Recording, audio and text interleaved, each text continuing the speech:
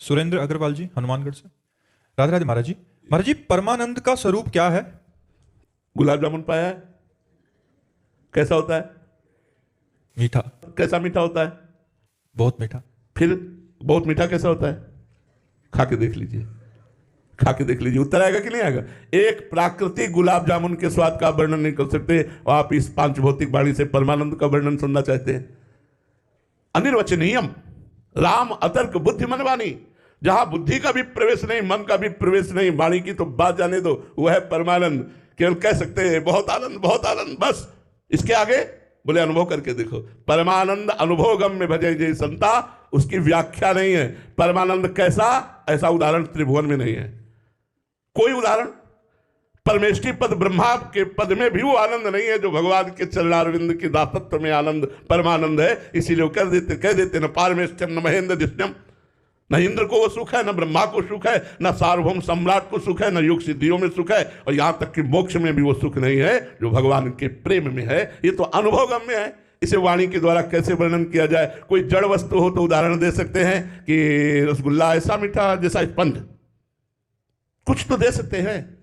लेकिन परमानंद सिर्फ परमानंद, और वो चिदानंदमय है, वो प्राकृतिक वाणी के समेट में आ नहीं सकता कि वाणी के द्वारा उसका वर्णन किया जा सके। लेकिन इतना इशारे से बता सकते हैं, जिसके प्राप्त होने के बाद कुछ प्राप्त करना बाकी नहीं रहता, उसे परमानंद कहते हैं।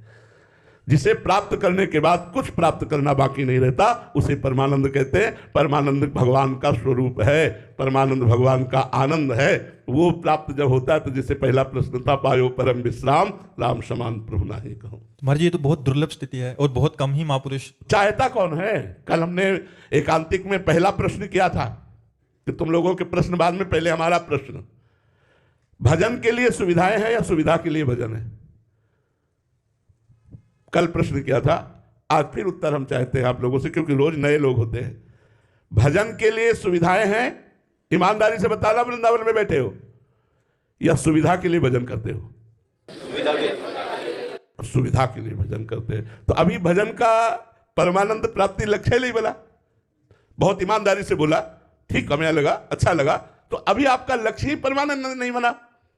जब साधन बना ले विषय भोगों को और साध्य बनाए भगवान को, तब परमानंद की प्राप्ति होती। सुविधा को साधन बना ले और साध्य बनावे भगवान को, तब परमानंद की प्राप्ति होती। अभी साधन बनाए हैं भगवान को और विषय सुविधा को साध्य बनाए कि हे भगवान अमुक कार्य हो जाए, हे भगवान अमुक कार्य हो जाए, तो परमानंद का कैसे अनुभव होगा?